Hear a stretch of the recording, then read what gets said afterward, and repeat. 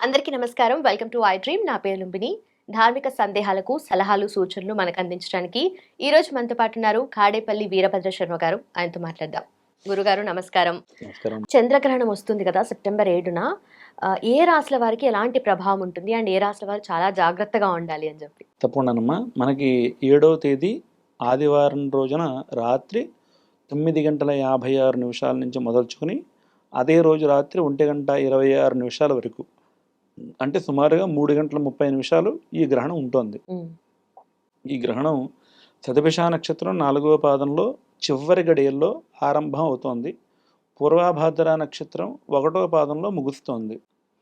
మొత్తం మీద శతభిష నక్షత్రంలో ఆరంభమై పూర్వభాద్ర నక్షత్రంలో ముగుస్తోంది కాబట్టి కుంభరాశి వారికి ప్రధానంగా ఈ యొక్క గ్రహణానికి సంబంధించినటువంటి అంశాలన్నీ ఉంటాయి.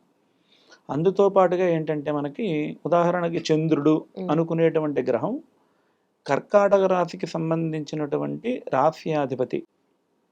అయితే కర్కాటక రాశి వారికి ఈ గ్రహణానికి సంబంధం ఏమీ లేదు యథార్థానికి. అయితే కుంభరాశి నుంచి కర్కాటక రాశికి షష్ఠ స్థానం అవుతుంది. అలాగే కర్కాటక రాశి నుంచి కుంభరాశికి అష్టమ స్థానం అవుతుంది.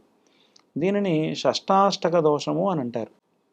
అలాగే కర్కాటక రాశ్యాధిపతి అంటే లగ్నాధిపతి అనుకునేటువంటి ఆయన చంద్రుడు అయ్యాడు కాబట్టి, అంటే కొంతమంది ఎవరేమి చెప్పారనేటువంటిది మనం దానికోసం ఆలోచించడం అనేటువంటిది పక్కన పెడితే, చంద్రగ్రహణం అనేటువంటిది వచ్చిందంటే కనుక కర్కాటక రాశి వారు కూడా కుంభరాశి వారు ఎంత జాగ్రత్త పడుతున్నారో గ్రహణానికి సంబంధించి ఇప్పుడు కర్కాటక రాశి వారు కూడా అంతే జాగ్రత్త పడాలనేటువంటిది నా యొక్క అభిప్రాయం.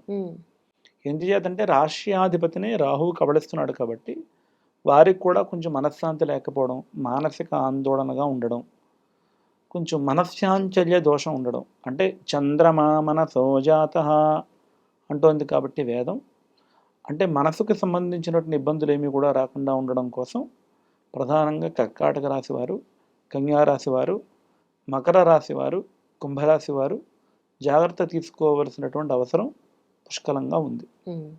అయితే ఏ రాశుల వారికి ఇది మంచిది అంటారు? అయితే ప్రధానంగా ఏంటంటే కనుక చతుర్థం ఏకాదశ్యాం భాగ్యం చ శుభప్రదం, అంటే 4వ రాశి వృషభ రాశి వారికి మంచిది. భాగ్యం అంటే తులారాశి వారికి మంచిది. ఏకాదశ్యాం అంటే ధనస్సు రాశి వారికి మంచిది. ఈ రాశుల వారికి మంచిది. అయితే ప్రధానంగా ఏంటంటే, అంటే ఈ రాశుల వాళ్ళకి ఈ యొక్క 4, 9, 11 స్థానాలు మంచివి అనేటువంటిది పూర్వకాలం నుంచి ఉన్నటువంటి నానుడి. సాధారణంగా గ్రహణం అనేటువంటిది అందరూ కూడా దైవానుగ్రహం కోసం ఆ సమయంలో దైవ జపం చేయాలి, దైవ నామస్మరణ చేయాలి. ఆ 9:56 నుంచి మొదలుచుకుని కరెక్ట్గా 9:55 స్నానం ప్రక్రియ ప్రారంభించాలి. దాన్ని పట్టు స్నానం అంటారు, గ్రహణ పట్టు స్నానం అంటారు. 1:26 తర్వాత అప్పుడు స్నానం చేయాలి. ఆ స్నానం చేసి గృహం అంతటిని కూడా శుద్ధి చేసుకుని ఆ తర్వాత ముందు రోజు వండినటువంటి పదార్థాలు ఏవి కూడా మరుసటి రోజుకి పనికిరావు, అవన్నీ కూడా మైలపడిపోతాయి. మరి ఆవకాయలు, మాగాయలు, పచ్చళ్ళు ఉంటాయి కదండి, అంటే కనుక వాటిలో మనకి బరిహస్సు అని చెప్పనేసి దర్భగడ్డిని మన ఇంటి బ్రాహ్మణులు మనకు అందిస్తూ ఉంటారు.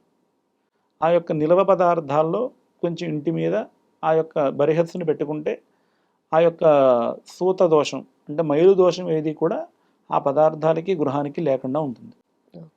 అలాగే గర్భిణీలు ఎలాంటి జాగ్రత్తలు తీసుకోవాలి ఈ రోజుల్లో? ప్రధానంగా గ్రహణం పట్టినప్పుడు గర్భిణీ స్త్రీలకు సంబంధించి ఆ యొక్క శరీరంలో కొన్ని ఇబ్బందులు అనేటువంటి వాళ్ళకి ఏర్పడుతూ ఉంటాయి. ఆ ప్రభావం వల్ల, ఆ యొక్క రేస్ వల్ల ఆ యొక్క ఇబ్బందులు ఏమీ కూడా వాళ్ళ మీద పడకుండా ఉండడం కోసం వాళ్ళు కూడా దైవనామస్మరణ చేస్తూ ఉండాలి.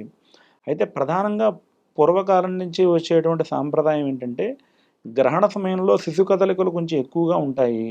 అలా కదలడం వల్ల స్త్రీకి కొంచెం ఒంటి మీద హిచ్చింగ్ లాంటి ఇబ్బందులు ఉంటూ ఉంటాయి.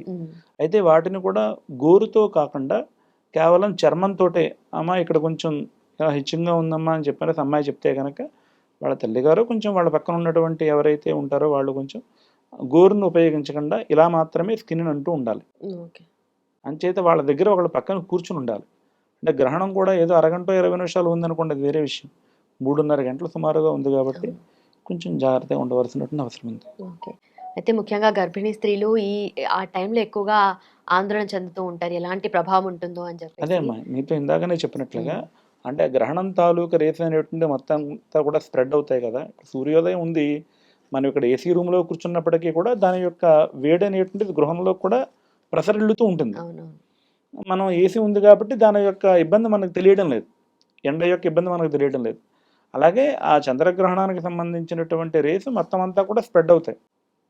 అలాగే గర్భిణీ స్త్రీల మీద కూడా స్ప్రెడ్ అవుతాయి కదా.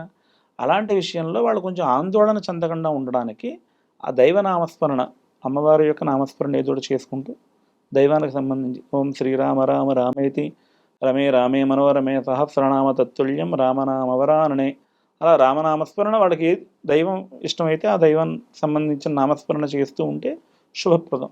ఎవరైనా ఈ జపం ఏ దైవ నామస్మరణ అయినా, ఏదా? అంటే నేను ఎగ్జాంపుల్ చెప్పానండి, శ్రీరామ రామ రామేతి అనేటువంటిది. ఉమ్, కొంతమందికి సర్వమంగళ మంగళ్య వస్తే అదే చెప్పుకోవచ్చు, లేదా నమశివాయ అని చెప్పనేసి అనుకుంటూ ఉండొచ్చు. కొంతమంది ఇంకా ఈ క్రిస్టియన్స్ అలాంటి ఉన్నటువంటి వాళ్ళు వాళ్ళ వాళ్ళ భగవంతుడిని వాళ్ళు ధ్యానం చేసుకోవచ్చు, అదేమీ ఇబ్బంది ఏం కాదు. ఉమ్. అలాగే రాసుల వారి మీద ప్రభావం, మంచి ప్రభావం దుష్ప్రభావం అని చెప్పి మాట్లాడుతూ ఉంటారు కదా. అవునమ్మా. అయితే చెడు ప్రభావం గురించి మాట్లాడడం కన్నా మంచి ప్రభావం అంటే వాళ్ళకి ఎలా ఉంటుంది అనేది. గ్రహణము అంటే కనుక ఎప్పుడూ కూడా పట్టుకొనున్నది అని అర్థం. ఉమ్, గ్రహణం అంటే పట్టుకుంటుంది. రాహువు అనుకునేటువంటి గ్రహం వెళ్ళి చంద్రగ్రహాన్ని పట్టుకుంటుంది. అది కొంచెం మనశ్శాంతికి సంబంధించినటువంటి అంశాలని ఇబ్బంది పెడుతుంది. ఉమ్, అది యథార్థంగా నన్ను అడిగితే 12 రాసుల మీద దాని యొక్క ప్రభావం ఉంటుంది. ఉమ్, ఎంచేతంటే చంద్రుడు అనేటువంటి గ్రహం 2.5 రోజులకే ప్రతి రాశిలోంచి ఇంకో రాశిలోకి మారిపోతూ ఉంటారు ఆయన. చాలా వేగంగా ప్రయాణించగలిగినటువంటి గ్రహం చంద్రుడు అంటే. ఉమ్, ఉదాహరణ కవల పిల్లలు ఉంటారు, కవల పిల్లలు 12, 15కి ఒకళ్ళు, 12, 17కి ఒకళ్ళు జన్మిస్తారు. వాళ్ళకున్నట్టుగా వీళ్ళకు జాతకం ఉండదు, వీళ్ళ జాతకం ఉన్నట్టుగా వాళ్ళ జాతకం ఉండదు. ఉమ్, ఎంచేతంటే చంద్ర ప్రభావం దాంట్లో అధికంగా ఉంటుంది కాబట్టి.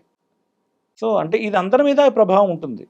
ఇందులో ప్రధానంగా ఏంటంటే, ఉదాహరణ మీకు ఇందాక నేను చతుర్థం, భాగ్యం, ఏకాదశం అని చెప్పాను. ఆ 4, 5, 9, 11 స్థానాలన్నీ కూడా శుభప్రదమైనవే. అంటే ఆ గ్రహణం పట్టడం ఆ రాసుల వాళ్ళకి శుభప్రదంగానే భావిస్తారు, శుభాలే ఏర్పడతాయి. ఉమ్, అయినప్పటికీ వాళ్ళు తీసుకోవలసినటువంటి జాగ్రత్త, గ్రహణ సమయంలో ఎవరూ ఏమీ తినకూడదు. ఉమ్, అవును. గ్రహణ సమయంలో ఎవరు ఏమి ప్రత్యేకంగా ఏ టీలు కాఫీలు పెట్టుకు తాగకూడదు. మరీ ఇబ్బందిగా ఉంటే ఏదో మంచినీళ్ళు తాగొచ్చు తప్ప అంతకుమించి ఇంకేమీ తాగకూడదు. అలాగే గురుగారు, థ్యాంక్ యూ సో మచ్, ధన్యవాదాలు. శుభం.